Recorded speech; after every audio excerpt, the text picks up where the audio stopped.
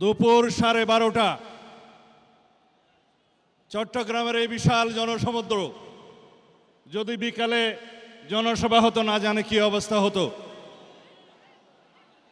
আপনাদের প্রতি কৃতজ্ঞতা জানাই। এই চট্টগ্রামেই শহীদ রাষ্ট্রপতি জিয়াউর রহমান এখান থেকেই স্বাধীনতার ঘোষণা করেছিলেন। স্বাধীনতা যুদ্ধে সম্মুখ সমর করে স্বাধীনতা অর্জন করেছিলেন। সেই স্বাধীনতার পতাকা আজকে আমাদের নেতা জনাব তারেক রহমানের হাতে। আমাদের স্লোগান সবার আগে বাংলাদেশ। এই পতাকাকে সমুন্নত রাখতে হবে। আমাদের স্বাধীনতা সার্বভৌমত্বের প্রতীক, গণতন্ত্রের রক্ষা কবচ, এদেশের মানুষের নেতা জনাব তারেক রহমান। বাছাইকৃত লাল সরিষার দানা থেকে অত্যাধুনিক কোল্ড প্রেস মেশিনে তৈরি হয় প্রাণ সরিষার তেল, আসল ঝাঁঝে আসল স্বাদে। সেই পতাকা পেয়েছেন বাংলাদেশের জনগণের মাধ্যমে, দেশনেত্রী বেগম খালেদা জিয়ার মাধ্যমে এই স্বাধীনতার পতাকা হস্তান্তরিত হয়েছে জনাব তারেক রহমানের হাতে।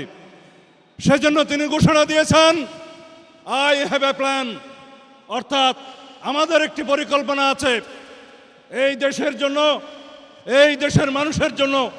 সেই পরিকল্পনা তিনি বলবেন। এদেশের লক্ষ কোটি বেকারের জন্য বেকার ভাতা প্রদান করবেন নির্দিষ্ট সময়ের জন্য। তিনি কৃষকের জন্য কৃষক কার্ড, সবার জন্য স্বাস্থ্য কার্ড এবং দরিদ্র পরিবারের জন্য ফ্যামিলি কার্ড প্রবর্তন করবেন। শিক্ষা ব্যবস্থার আমূল পরিবর্তন সাধন করবেন, কর্মের হাত সৃষ্টি করবেন।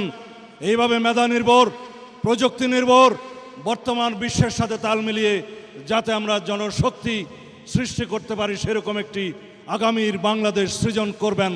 শহীদের প্রত্যাশা অনুযায়ী, এদেশের মানুষের প্রত্যাশা অনুযায়ী, আমাদের 24-এর গণ অভ্যুত্থানের, ছাত্র গণ অভ্যুত্থানের আকাঙ্ক্ষা অনুযায়ী সেই বাংলাদেশ বিনির্মাণে ইনশাআল্লাহ আমরা আমাদের নেতার হাতকে শক্তিশালী করার জন্য আগামী 12ই ফেব্রুয়ারি ধানের শীষের প্রতীকে একটি করে ভোট দিয়ে বাংলাদেশের মানুষের এই স্বাধীনতার সার্বভৌমত্বকে অক্ষুণ্ণ রাখবো, আমাদের পরিকল্পনাকে এগিয়ে নিয়ে যাব এবং একটি শক্তিশালী গণতান্ত্রিক এবং সমৃদ্ধ বিকশিত বাংলাদেশ সৃষ্টিতে সহায়তা করব।